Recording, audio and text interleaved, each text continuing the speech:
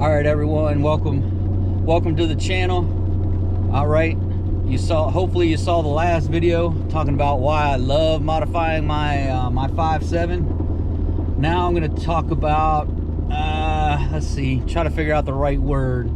I don't know if dislike is the right word, but things I'm not overly happy with while I was modifying my 5.7. So you got the stuff I love, now you got the stuff that that is a little bit painful.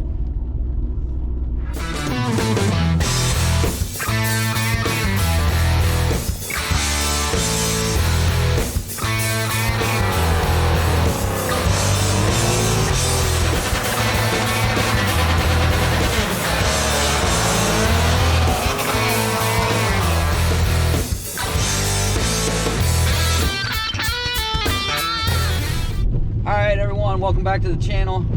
You heard it on the intro, you've seen it on the thumbnail, and hopefully you've seen the last video where I talked about everything I loved about modifying my 5.7. Now I'm going to talk about some of the things that dislike may not be the right word, but I wasn't super happy with when I was modifying my 5.7.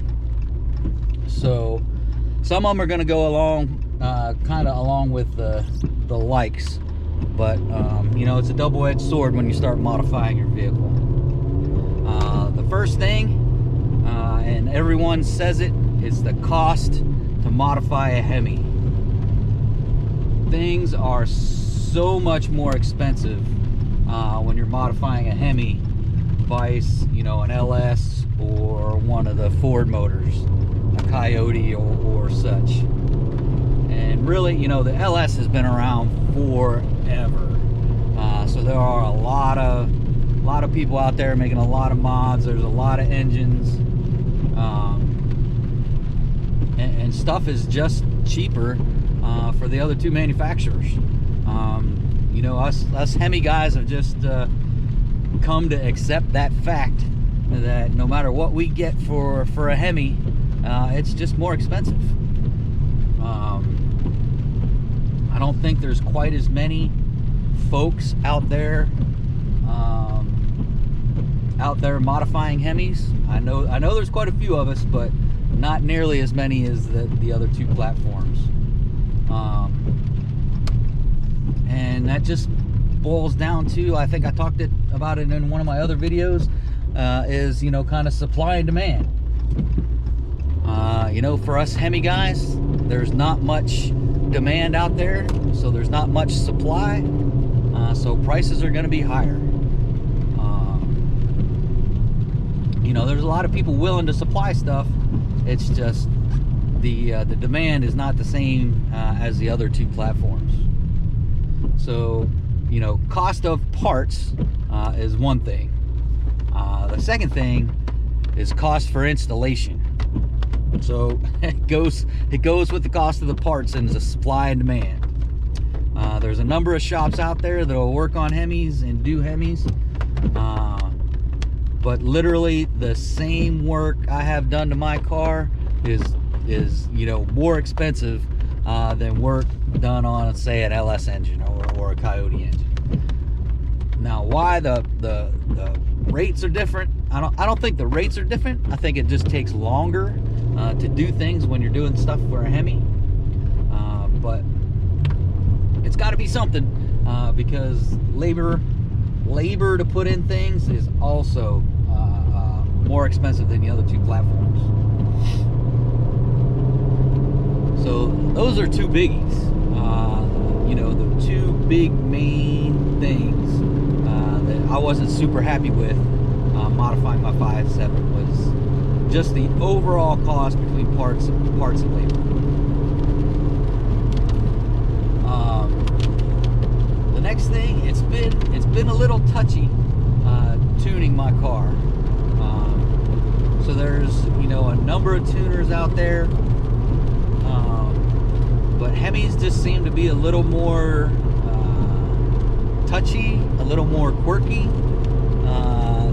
than the other two platforms. I don't know if that's, you know, the same thing again, is there's more of them out there, So people have done a lot more tuning and things on the other two platforms, but it just seems like tuning is just a little bit more quirky.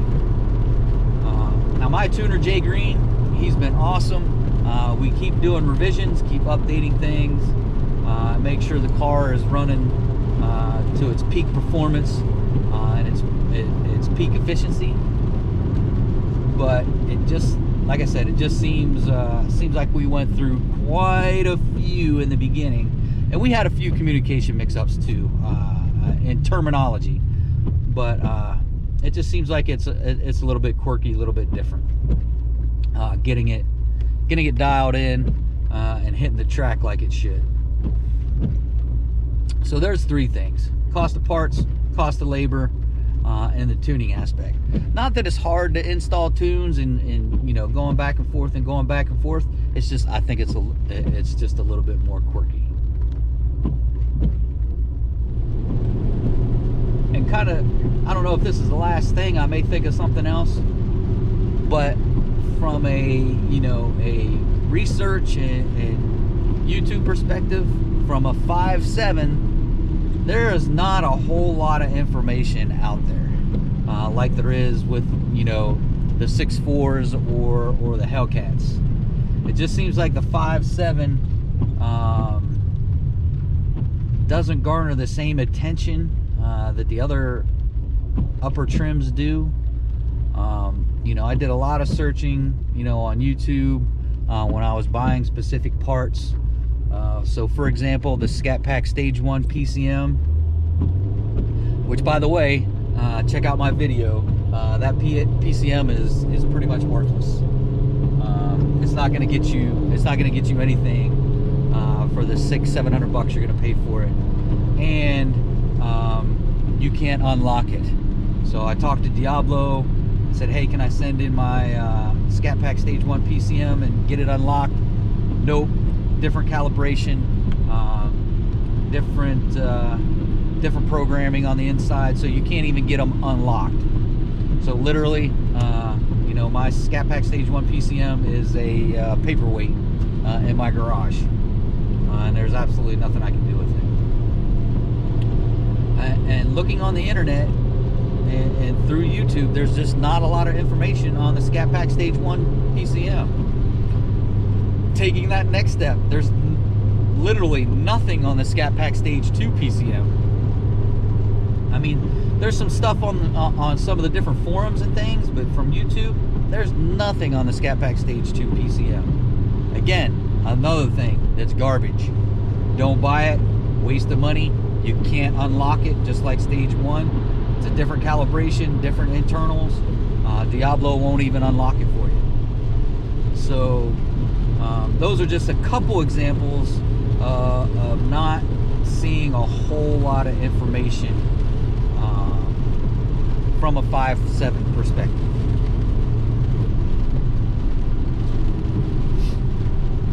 So that's another thing that I wasn't super happy about when modifying my 5.7 was the lack of information. Now, there's a few great YouTubers out there that did a lot of information on the 5.7. RT Life is one of them. Incredible Hemi. Of course, he has a Dodge Ram, but it's still a 5.7, so some of the modifications are still relevant to the different cars as well. A little different on the Rams, but basically, you know, the same mods. CT Hellcat, he's got a few videos on his 5.7, some things he's done to his. So if you're looking for 5.7 content, you can come here.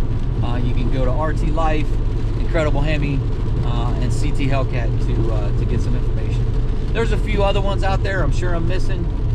You know, just do your research and you know, find what you can. But I just found it pretty sparse compared to some of the other platforms and some of the other trims from Dodge. So, you know, those are the few things that I wasn't super happy with when it came to you know, modifying my car. You know, do your own research.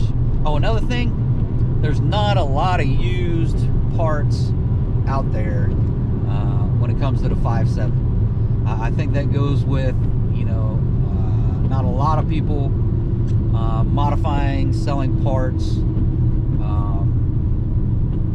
and things like that. So the lack of used parts out there. Now you can find them. You can definitely find them. You got to do some digging. You know, hit the forums, hit, you know, Facebook Marketplace, Craigslist.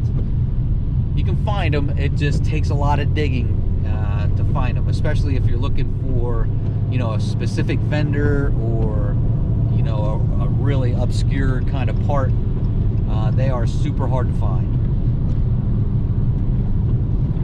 So those are the things that I wasn't super happy with when it came to modifying my car. So that's going to wrap it up for this one. If you're stopping in for the first time, please check out my other content.